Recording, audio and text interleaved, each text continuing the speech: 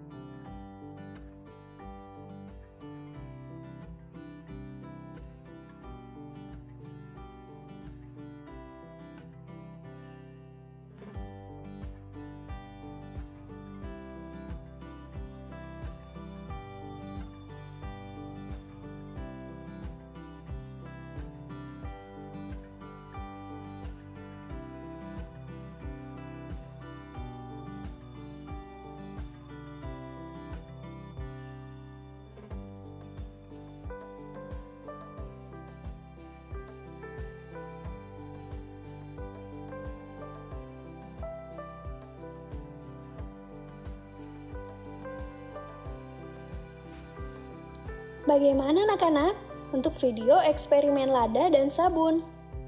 Ternyata sabun sangat berpengaruh ya dalam menjauhkan tangan kita dari kotoran, kuman, dan bakteri. Sekarang apakah kalian masih ingat langkah untuk mencuci tangan? Ya benar, ada 6 langkah dalam mencuci tangan. Untuk utamanya, awali dengan basahi tangan. Tentunya menggunakan sabun ya anak-anak. Langkah 1, gosok telapak tangan dengan sabun. Langkah 2, gosok sabun ke telapak punggung tangan kanan dan kiri. 3, gosok sabun di sela-sela jari. 4, Bersihkan punggung jari dengan gerakan jari saling mengunci. 5. Bersihkan jempol kanan dan kiri dengan jempol digosok memutar. 6. Bersihkan bagian ujung jari dengan gerakan menguncup. Ya, itu tadi untuk 6 langkah cuci tangan yang benar.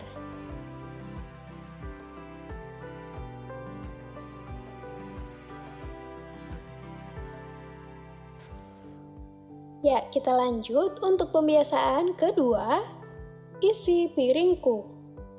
Jaga sistem kekebalan tubuh sebagai pertahanan melawan virus dan penyakit dengan makan makanan bergizi seimbang. Apa saja?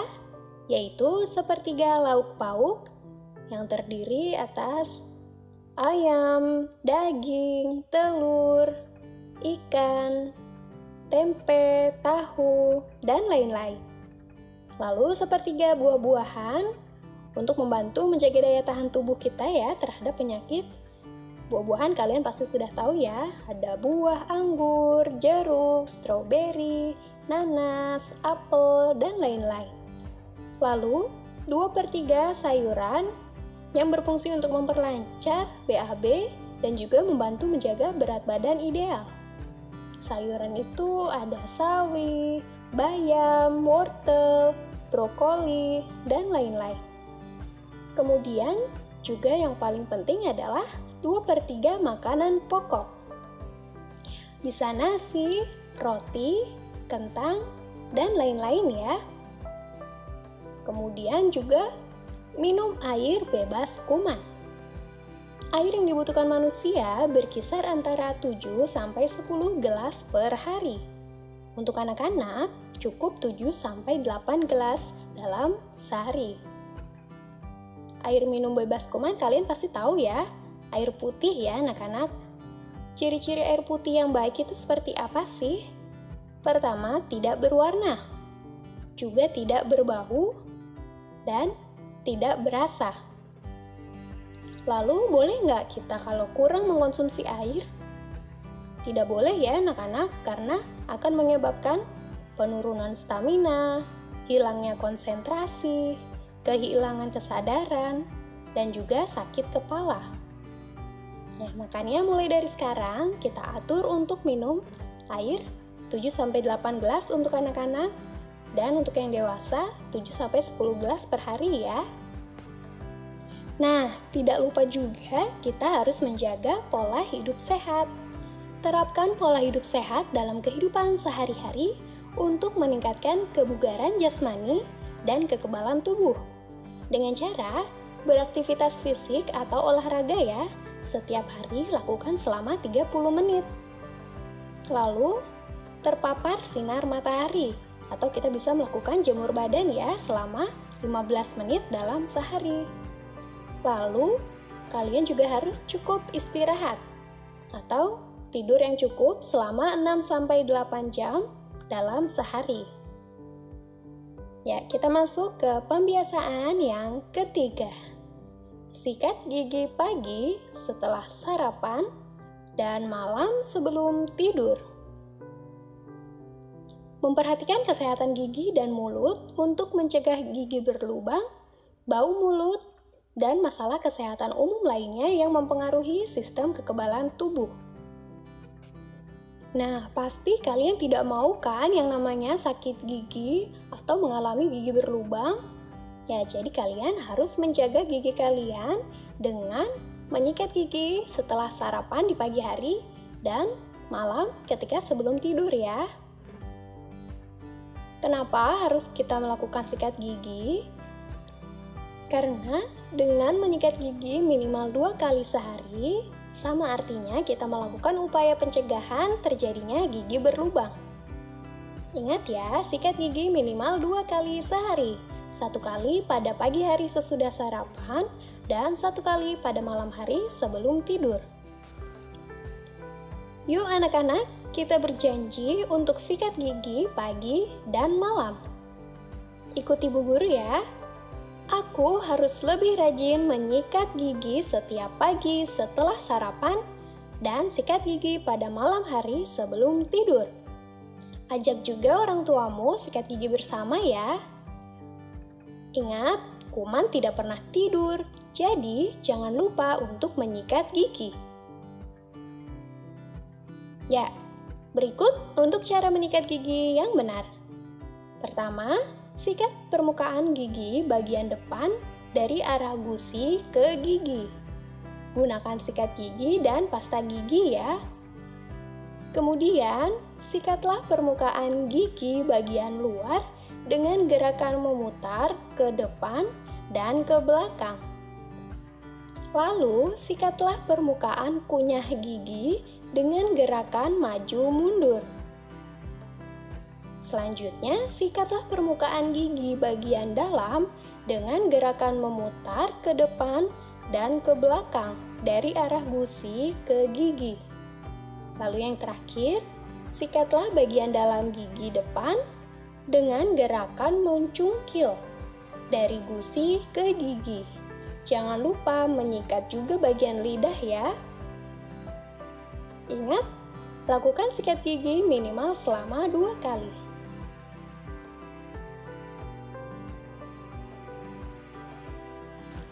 Baik anak-anak, kita lanjut ke pembiasaan keempat. Kamar mandi bersih dan higienis. Faktanya, toilet dan kamar mandi yang kotor merupakan sarang kuman penyebab penyakit.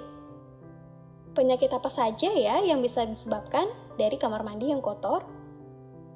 Bisa dari penyakit saluran pernapasan, contohnya bisa infeksi pernapasan. Kemudian bisa dalam penyakit saluran pencernaan, seperti diare atau infeksi juga dalam pencernaan. Kemudian juga penyakit kulit, seperti gatal-gatal, dan lain-lain. Lalu, bagaimana ya supaya kamar mandi kita bersih dan nyaman setiap saat? Kita harus melakukan 5T. T yang pertama, tersedia air bersih dan tisu.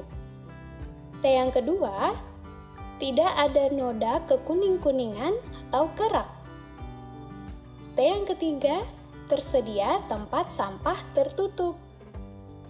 T yang keempat, tidak ada lumut dan lantai tidak licin. Lalu T yang kelima, tidak ada kotoran dan bau yang tidak sedap. Ya, bagaimana cara membersihkannya? Membersihkan toilet, pertama yaitu siram toilet dengan air bersih. Kemudian tuangkan pembersih khusus toilet ke permukaan toilet. Lalu diamkan hingga 15 menit. Kemudian sikat secukupnya. Lalu bilas dengan air bersih. Alangkah baiknya toilet dibersihkan setiap hari. Ya, kita lanjut ke pembiasaan yang kelima. Kelola sampah. Sebagian besar sampah belum terkelola dengan baik ya anak-anak. Lalu bagaimana? Sampah dapat memberikan dampak buruk pada lingkungan dan kesehatanmu.